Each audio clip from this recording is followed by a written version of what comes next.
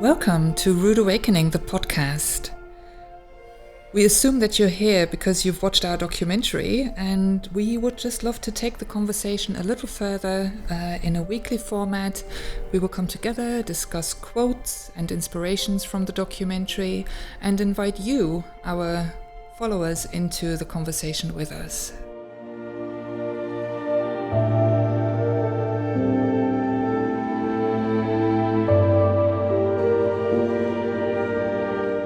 What causes the procrastination is the reluctance of the human to turn your life upside down, because that's what happens. And you know that's going to happen at some level. And it's a mess. It's messy.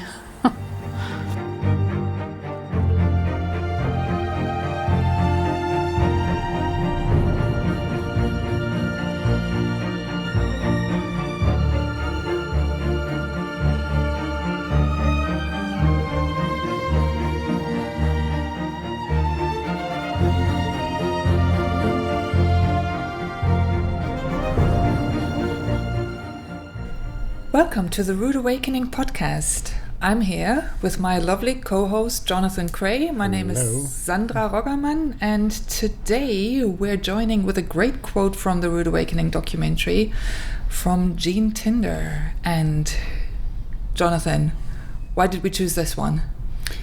Well, she speaks about why do we procrastinate going further into our journey after the awakening moment, and we have a lot of experience with procrastination ourselves. Procrastination level expert. We're experts at procrastinating. It's a really interesting quote because, we talked in the previous podcast about the judgment we tend to have on ourselves for not doing things or not really going forward on certain ideas. And,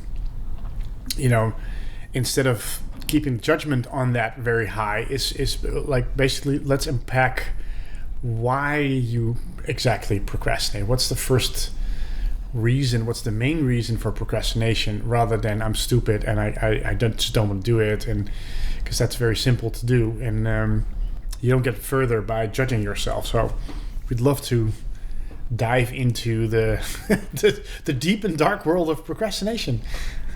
Yeah, something that I really didn't want to look at for the longest time, because looking back, it feels like I've procrastinated all of my life.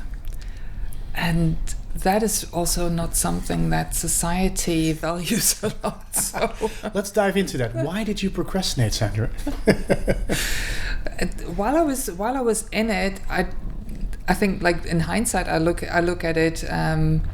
While I was doing it, I somehow did never feel excited about truly being here, truly engaging and interacting with life or with certain things, and especially with stuff that didn't excite me. I think I was a very typical learner of things that I was very excited about and that I loved, where my passion was. But I didn't have many passions before my awakening. It just feels like everything was pretty flat. I was known as somebody who you could rely on and confide in. So I used to always have people come and tell me their worries, or they consulted me with, what can we do? Hence why I made the choice to later on become a coach, because I thought, well, that's one thing that I seem to be good at. To be exactly. To listen. But I think I was truly never really present. I wasn't really grounded well, and I didn't really know what my passions were. And then I found awakening, and then all of a sudden all of the lamps went on my stage. How was that for you? I had a slightly different approach or journey towards that, because I had a lot of things that I was passionate about very early on.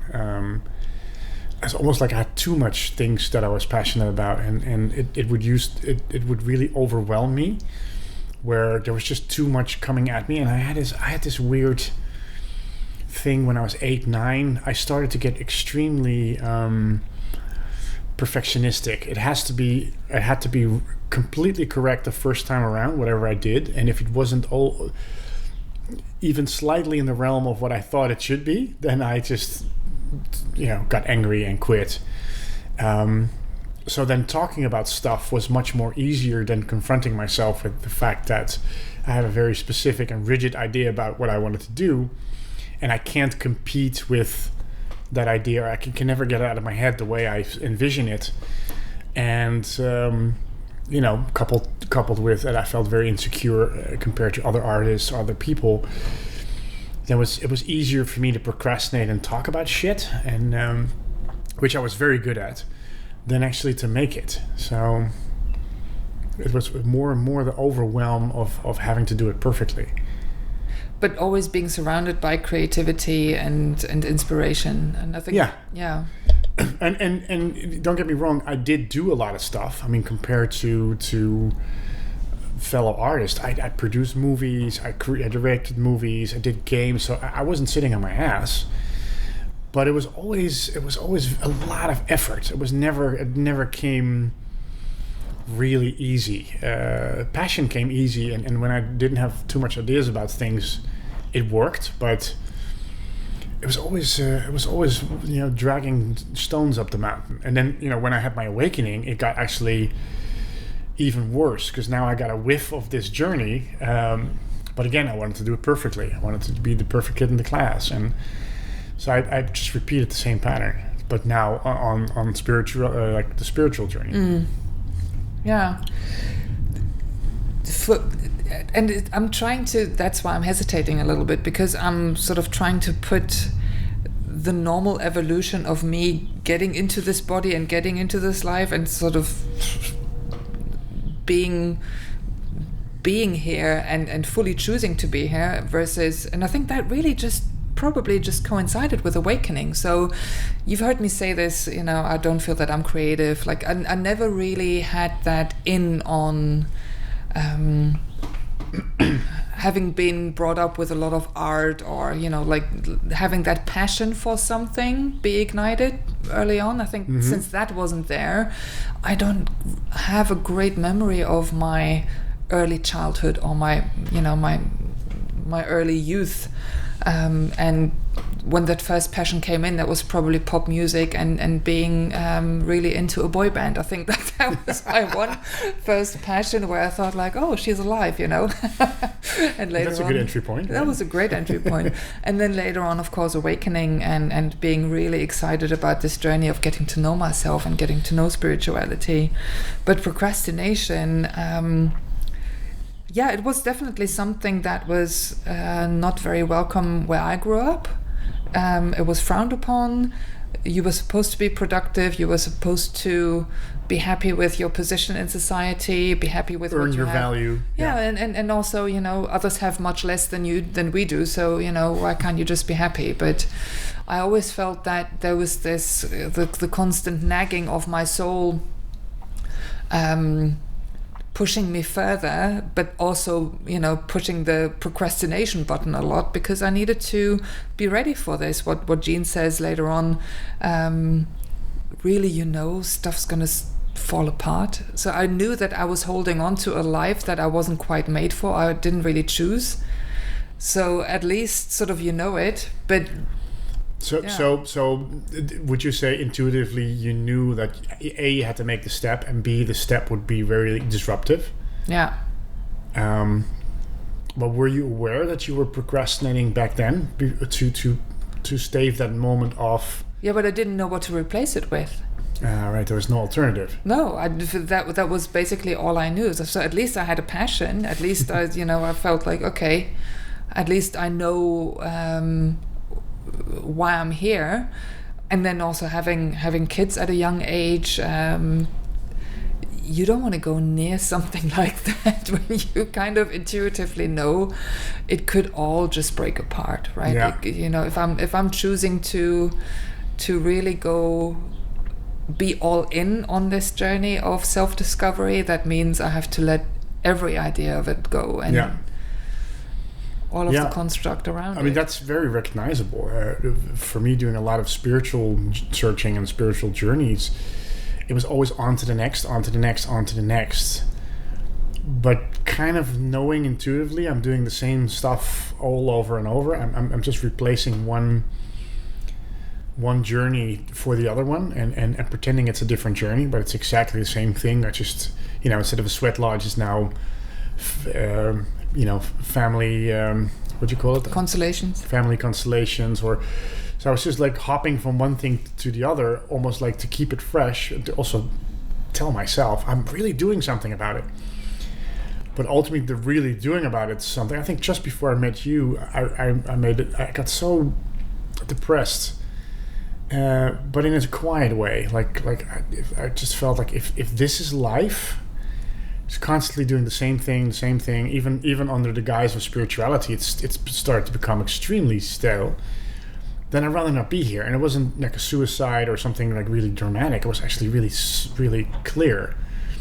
Either I'm going to dive in completely and really, disrupt some stuff, or like Andrew says, peace out, I'm gone. And I think when we met under the same circumstances. You had made the same decision for yourself just prior to that as well. I also knew what coping mechanisms were stopping me from taking this journey further. So, being really stubborn on some parts and not wanting to look at the underlying or look at the ugly underbelly of what that actually did in my life or why that was there.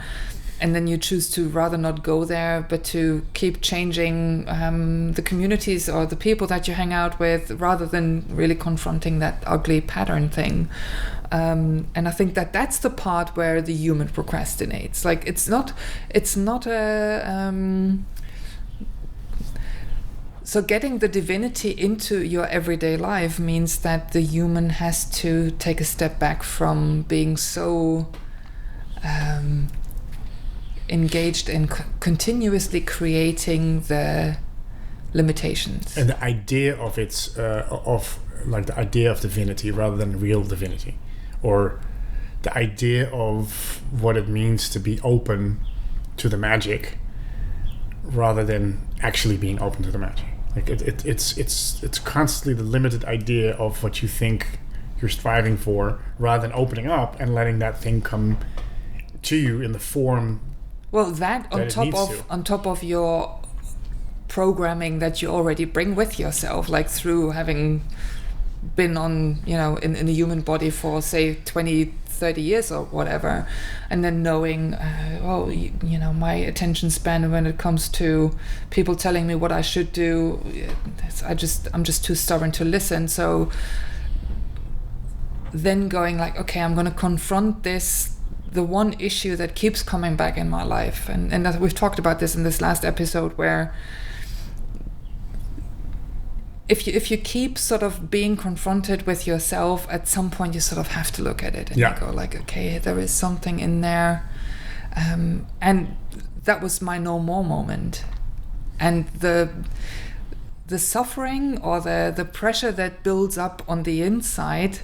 That makes procrastination worthwhile. It just at some point you just cross that line where it's it becomes more painful to willingly or knowingly procrastinate, knowing kind of full well that you're staving something off, or you're keeping something out the door, while you're feeling that the real potential or the real joy or real balance isn't really coming in. You're constantly regurgitating the same loop, the same pattern. And just to not feel super depressed, you kind of dress it up differently. Yeah, I'm seeing a different shrink now. I'm going to a different spiritual group. I'm really doing something. Like we saw a quote on internet the other day, and where this lady also said you're still hiding behind spiritual modalities. It's not the spiritual modalities' fault. It's you just basically exchanging one for another because ultimately you don't want to do it yourself. Or you feel you can't do it yourself, or you don't have an alternative. I mean, the reasons are... And the mind is clever. Yeah. It will keep coming up with great other excuses and validations and, you see, they're all assholes. And all of the stories we tell ourselves. Yeah, poor me. That's the victim now. And but you said something interesting because it's also easy to bash the mind when you're looking at it from the other side, from the side where you have done the work. But what you said earlier, like the mind doesn't ultimately, apart from all the tricks it plays, it doesn't have an alternative. So it's almost like, you're on the docks. There's this magical boat that's leaving, and you don't see it, but you hear the horn, and you see that the rope that's holding this magical ship that's leaving is extending. So you kind of know where it is. But then to basically take a big leap from the dock onto the boat without actually seeing it, I think it's very human nature to say, but I want to have proof first before I make such a big leap. And then, of course, if you're waiting for proof, you're just getting the old proof and not the new one. Yeah, or you get on fancy yachts instead, because this looks much more fun anyway. And at least when I jump on that one, I know the known. Yeah. But what made you? I mean, you kind of said it, but what made you do it anyway? What like at a certain moment there's a breaking point. But what were you very aware of that moment when it happened? No, I always felt there is something I'm supposed to be doing here, and I didn't know what it was, and it drove me crazy. It drove me nuts. I always felt I woke up in the morning, every morning, feeling there is something else I'm supposed to be doing here. I'm not living the life that I should and could be living. And that was so frustrating, because in my head I was doing everything that I could, but only in that known area, in that known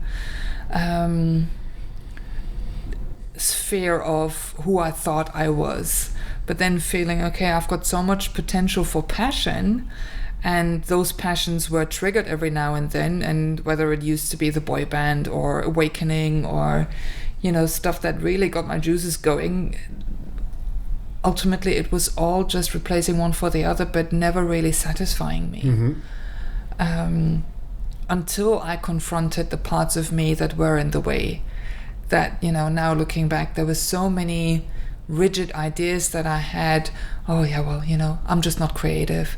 I just don't like this. I'm not the kind of person that just is that spontaneous or flexible. I don't like massages. I don't like this. I don't like that. So there were so many protection systems within me holding off true passion for life and really allowing me to dive in, that I was holding myself hostage.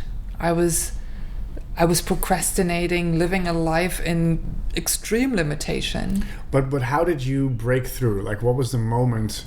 Because first is knowingness, or the first is basically having awareness that you're doing that. So that takes time. You have to build it up. But then when you're kind of aware, hey, there's a lot of ideas that basically just prevent me from A, going for it, and B, letting the magic in. How did you define that moment where you say enough is enough, and now I'm gonna regardless jump in anyway? My mental health made that choice for me. Right. So panic disorder, extreme anxiety, not being able to cope with the discrepancy that I was feeling. So going into panic moments, extreme panic attacks, then of course having checked, am I going insane? Going to the psychiatrist, and the psychiatrist goes like, no, you're fine. And thank goodness that was back then in my early 20s, where antidepressants weren't such a normal thing to hand out on the doorstep. Like candy at the moment. So, and I think, as you know, I'm very passionate about the topic. I do think that there is a place and time for all of this, and that they're a blessing for many people. So we've talked about this in not the previous, but the episode before that, where this is the challenge of today's society, to have to grow in consciousness and not knowing. And again, basically taking my journey as an example, it was the same thing. I didn't know why I was so imbalanced, as society doesn't know why they're so imbalanced.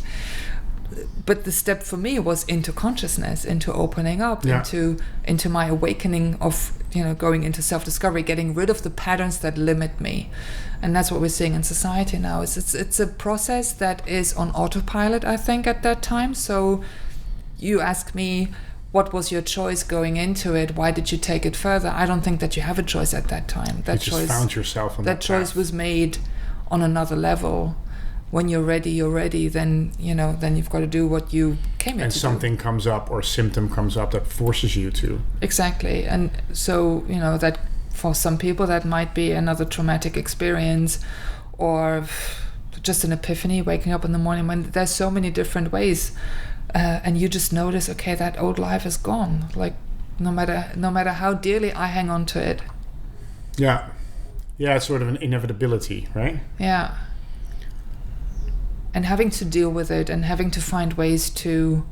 And then those ways appear. That's the funny thing, you know. It's not something where you're then lost for another decade or two. All of a sudden, all of those things show up. Yeah. It is layers, though, because I remember making that choice before I met you. I was like 30, what was I, 38, 39-ish, something like that. So also to stop with my old job, to start making this movie, which I didn't know at the time, but we sort of started that. And that took about 7 years. So from that moment, enough is enough. I'm going to really dive, because I think that was also my moment where I thought, I'm going to dive inside now. So stop looking at gurus or people around me or people better than me, and just really, really whatever shit I have stored in the basement, let's start cleaning it out. And that took me 7 years.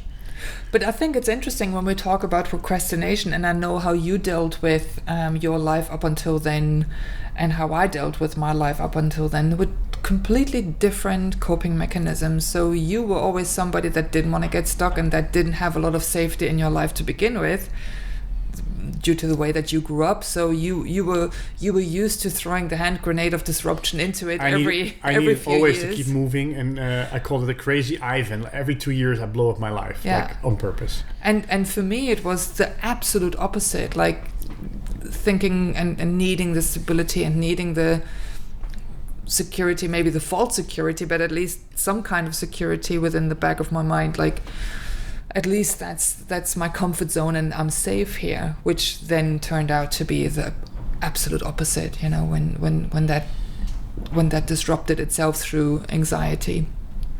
So it's interesting how we all get there, but we're all brought to that point. So that's on autopilot, and then all of a sudden you say, and then I dove in. I think we dove in much earlier. Oh, absolutely. But it's and that was my initial question. It's what is the defining point that the human can see, because I agree with you. It was, ever since I was born, I was on this journey. But there's defining moments where I made choices that are more or less conscious, and that choice of 8 years ago, that was very conscious. But then it took 7 years of diving in, procrastinating again, diving in, being stubborn, diving in, until the patterns were so ridiculous in terms of repetition, and also becoming extremely painful. Like how many times you have to go down the alleyway to know that there's a dead end.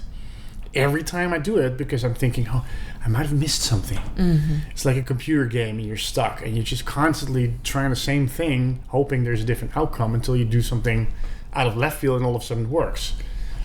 And so I'm trying to, like, what is the cognitive part in this after awakening, where you do in the first place, like and I really get what Jean is saying. You procrastinate because you don't want your life to blow up, to become in shambles, and the funny thing is it will do that anyway. But the more you allow it, the more graceful it will be.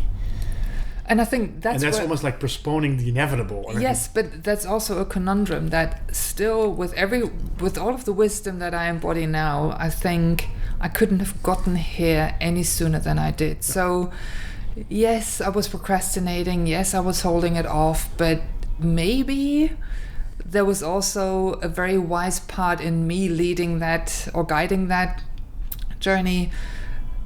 you kind of can't skip a step ahead. Like, and there is a divine timing in all of this, where I wasn't supposed to be at this stage 10 years earlier. It would have blown your head off. Yes, so I was supposed to be right here, right now, in this time, with these people in my life, with these challenges, with this mind that's flexible enough now to make the changes. So in a way, it's funny that you look back on it and you go like, okay, so I was blaming myself for procrastination for so long, and maybe there was some kind of divine intelligence in all of this. Yeah, I'm a firm believer, especially since I'm a little bit more kind to myself, a lot more kind to myself, that yes, it took me 7 years.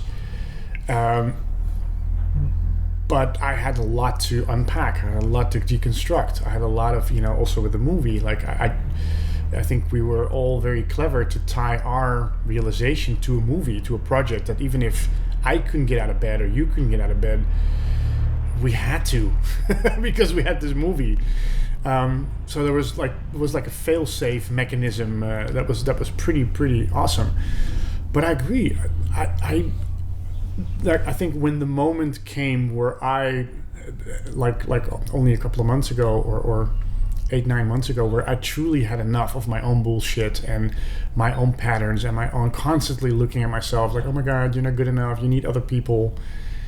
And I was so fed up with it. And I came to the same point as 9 years ago, or 8 years ago, like, well, then what's the point of being here? If every day is such a struggle, then don't be here. Choose to do something else. Go do a surf camp somewhere, or don't do this kind of job. Don't aspire to this kind of life. And then the moment I was willing to let it all go, it all clicked into place. But I had to be so enough, and I'm very stubborn, so I had to be extra done with it. And you've seen me in that time.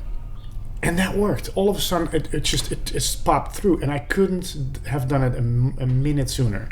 And of course, I look back at that time in my life, like, why did I go through the same loop for years and years and years, thinking it's different, but doing the same thing? So there is a judgment there. And then later I realized, oh shit, that's how I came to the whole judging myself part later. Like, just be kind to yourself, because you truly wouldn't have been able to handle it with all the pressure, with all the dynamics we had going. Because you really don't want to take that shit with you.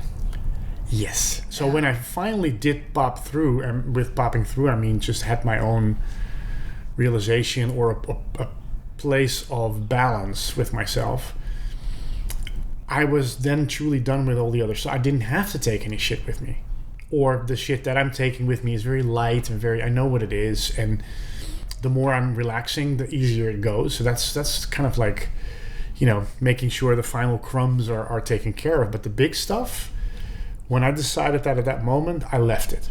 And I never took it with me into this new phase of my life. And that was...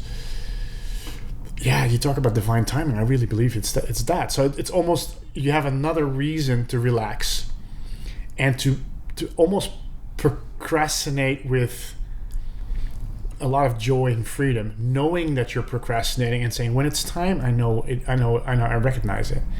And then almost go through it in a more free and joyous way, because for me, it was but you painful. And I think that's also the friction. You do need a certain amount of friction to build up to pop you through that moment. And I think, now I'm just thinking, for example, somebody was sitting here with us that is going through extreme procrastination, judging themselves for it, being completely done, like no more, I just can't and I don't want to, and how much longer do I have to? And then you say to them, oh well, let's look into you've got another 10 years of important and valuable procrastination to do, because in 10 years you'll be exactly where you should be. They're going to jump at your throat. And people said that to me, like, again, I was very much in the spiritual circles, and I used to hate them. Yeah. It's like, I want to be there now, and otherwise life has no purpose. And I remember myself, not so far back, being so frustrated because I just didn't know how to get there. I just couldn't help myself. I was aware of all of the things I was doing. I was aware of the detours. And still, you just can't help yourself. So what is that? well, you're not there yet. You're not ready to take that, to disrupt your life in such a way that you go, fuck it. And maybe it's also not up to the human at that point, like... Well, look at where we are now, and I'm speaking for the both of us, but now I'm only now learning the fine art of trust, really trusting, hey, do I have an impulse to do something where I want to be in a little bit of time from now? And then I really know when I have an agenda or when I have an idea about it and let that go, and then it flows. But I couldn't do that. I couldn't even do that 9 months ago. No, but you knew the concept. So it's also not about it's not about like, oh, you just need to get to know the lay of the land or you need to read the manual really well. But this is a great point, because I think what prevented me, I was scared. I didn't trust myself. I didn't trust my creation, the way I created. So I thought, I was constantly in fear. If I do this, people will get mad, things will go to shit, things will explode, everything will go wrong. Like, what we describe and what would you be leaning into? The other shoe dropping. Yeah. It's such a vast, new, unknown world of basically the real you, because that's kind of the irony of it. You're jumping into the unknown, but you're actually jumping into who you really are. You just don't know it yet. And now it's so much easier to just say, where do you want to be? I mean, I'm dealing with the last bits of lack and abundance, for instance, and it has nothing to do with money, but value, because I've undervalued myself so long that I'm over it, but it's still a memory, and sometimes the memory comes back as if it's still here. So I'm learning how to navigate what does value, what does the memory of that. It's like lack, almost like a phantom pain of a literally limb that you lost. It's not here. I've dealt with it, but it's coming back in these little like wafts of like, oh yeah, and basically now I'm invited to trust. And now I can dive in knowing I have no clue when, how, but I know worrying about it in the old ways is just going to lead me down the same alleyway. Mm-hmm.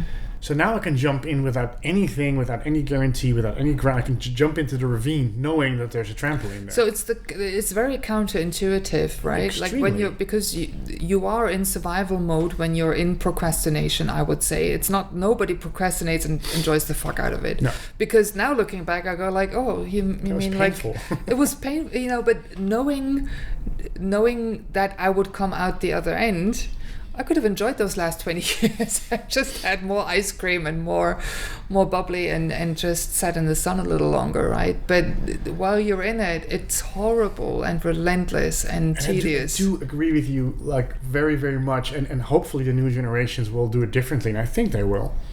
But you need a certain amount of friction. I needed not a certain amount. I needed a lot of friction for me to pop through. And I remember, looking back, I can see I put all that friction there, and I almost kept adding the pressure, until it went boom. But it's two things. So you needed the friction, right, to be really done with it. Mm-hmm. So that's the human resistance. But you also needed the trust. Yeah. To know that, even if I pop out of existence, even if I die, there's still hope. It sounds so weird because we knew it keeps going. Like even if I leave this earthly existence, I will just fall back onto or into myself. So or you reincarnate, and you have to basically, because you never closed that part of your experience, you're going to do it all over again. So there's no way out, really. You have to either deal with it now.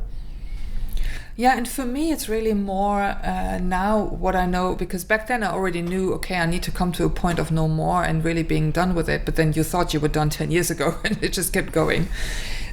Now knowing I could have maybe leaned into the trust that my, big Sandra's got this, what we talked about, like Big Andrew. the very first episode. If you haven't listened to it, go back to it now.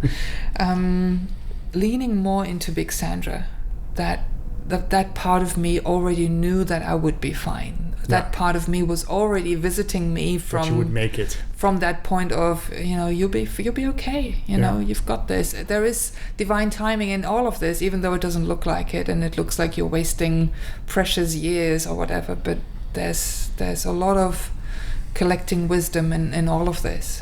Well, and it's actually a quote that Jeff says in the movie. It's just like we're so programmed to keep learning and to keep studying, and he says it's actually better if you don't. If you just give it to your higher self, trust that it will be all right, and just go about your life. I mean, this is an extremely simplified way of saying it. If you would have said this 9 years ago, I would have punched you in the face. But I really have come to my experience that is completely true. Trust your divine self, your higher self, whatever, like we used to say in religion is give it to God, inshallah, leave it up to God. So what if you're God also, so your higher self has got you. Even if you can't hear it, if you can't talk to it, even if you can't understand half the fucking shit it's telling you. There is a higher self, okay, I kind of believe that, and it's got me. But that's an interesting point, because I'm sort of also always thinking about the people that are listening that might not relate to spirituality, or their journey has not led them through spirituality, or even the understanding of soul or whatever, right? So you're still on the same journey. You just put other accessories on the path. So, but it's still just as... Same journey, different accoutrement. Yes, but so I'm thinking, my son is a very factual, fact-driven, theoretic person, and he does a lot of research. He needs to back up with science and all of that stuff. So when he sometimes says to me, looking at you, Mom, with all of your kumbaya and shakala, he says, I'm almost envious, because you've got that deep trust and deep knowingness and deep belief that there is something more. He says, and I don't have that. So that's interesting for me, right? So in a way, it is up to the human to lean into something. And that's a great point. So we're talking about trust. If you trust enough, if the pressure is high enough, and you trust to a certain level, then you're willing to take that step. And I think it's a great example. I think the younger generation has different methods of building that trust within themselves. Some do it very factual, through mental, endless information, which of course they're exposed to much more than we were. But even information can get very, very overwhelming. So ultimately, they have to feel too, in some form, even if they don't acknowledge it. They have to wade through all that information and to go, what fits with me and what doesn't.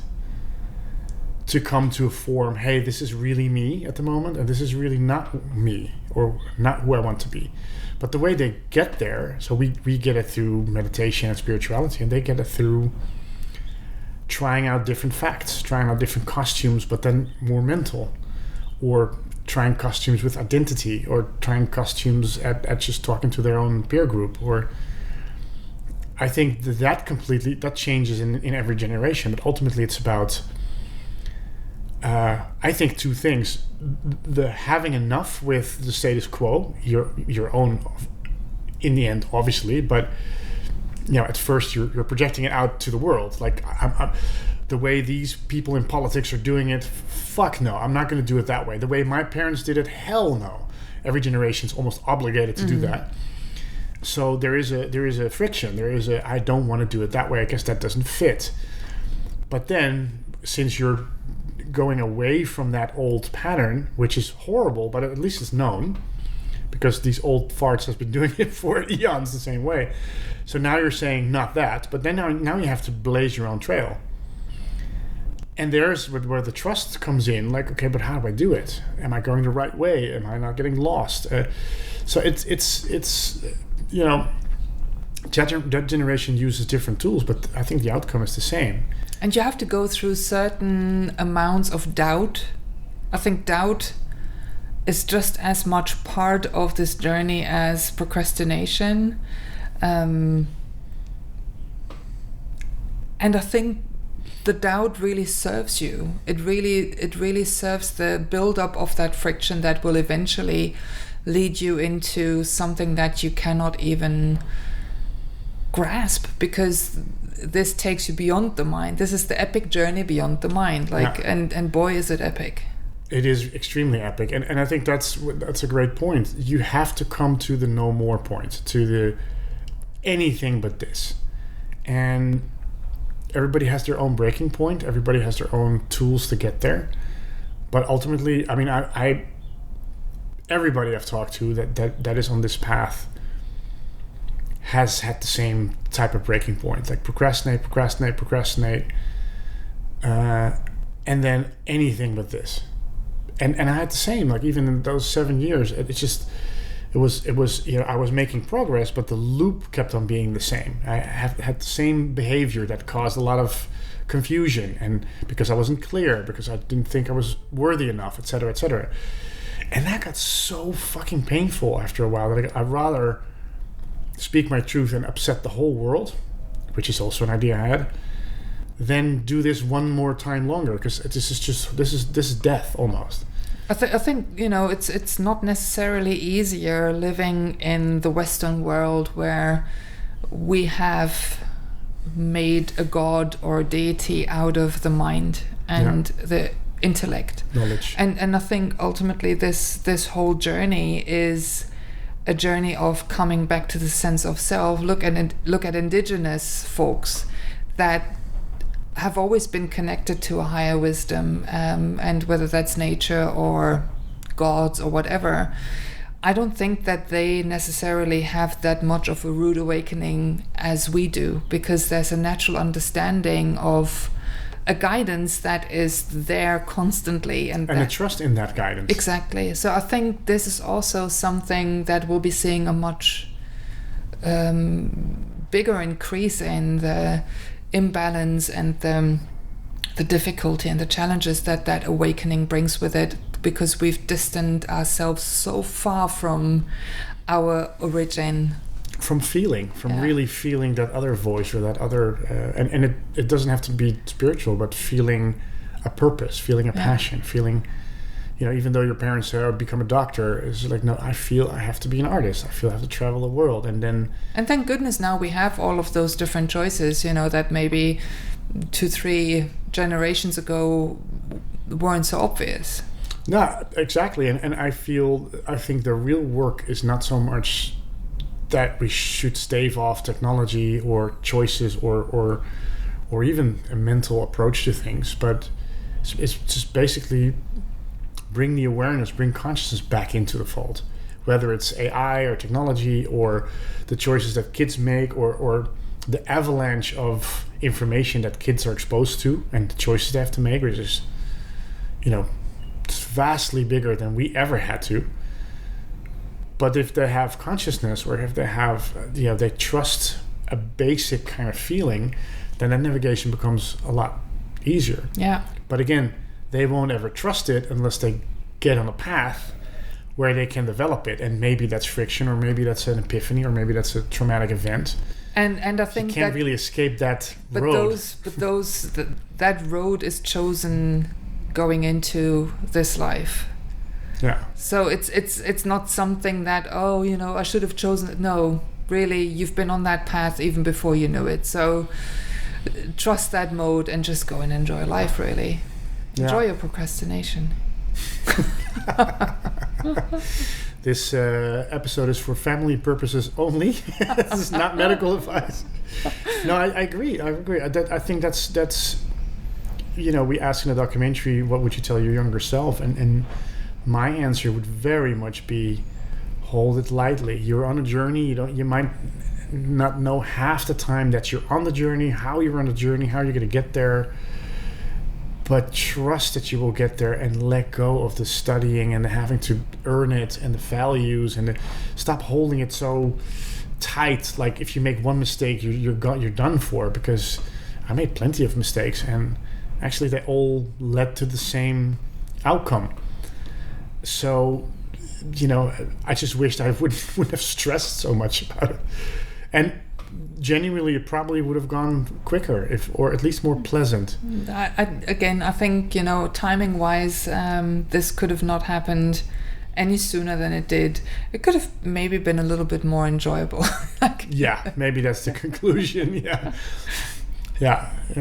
I think I would have told myself, really trust that intuition, because I think I'm so intuitive now, and that is like I'm 100% leaning into that all of the time with all of the choices that I'm making.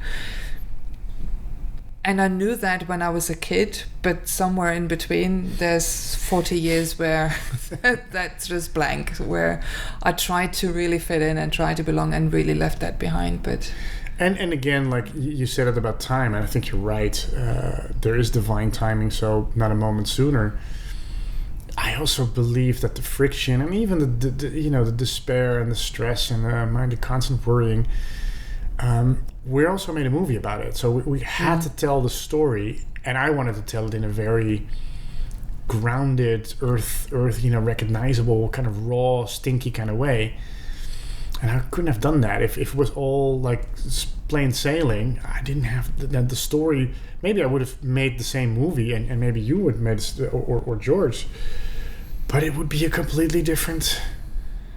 The integrity and authenticity is something has the rawness that is really of fuck me, I just stumbled across my own finish line, and I barely made it, and I'm telling you the story of. But isn't that how you know you're alive? That's how you know you're alive. Yeah, it is.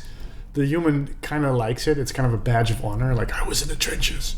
Yeah. Now I think the trick is not to end up in another trench, but to go. Yeah. I could tell raw stories without now going back into the same drama. But that's about it. Yeah. Yeah. So, we hope you enjoyed this beautiful episode of Procrastination, Rude Procrastination. That might be a nice sequel. Plenty of material there. Plenty. Beautiful stories about people doing fuck all. Exactly. Being really guilty about it. Yeah, but at least you're not judging yourself. Judge the others. Oh, there's more than me. Yay. Yeah, exactly. If you feel that you want to get in touch with us, either by letting us know your story of procrastination, any feedback, any ideas that you have, or if you'd like to have us on your podcast, you can write into podcast@rudeawakening-film.com.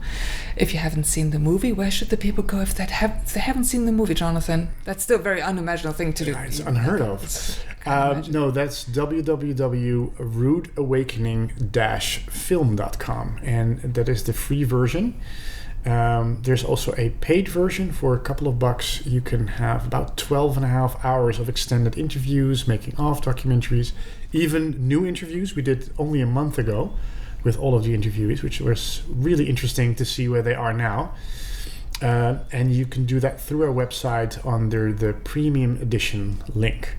Yeah, and the last thing, we would love for you to share this documentary if you've liked it with your friends, family, colleagues, if there's anybody else left in your life at this point. Go share far and wide, and we shall see you next Friday. All right, enjoy the weekend. Bye.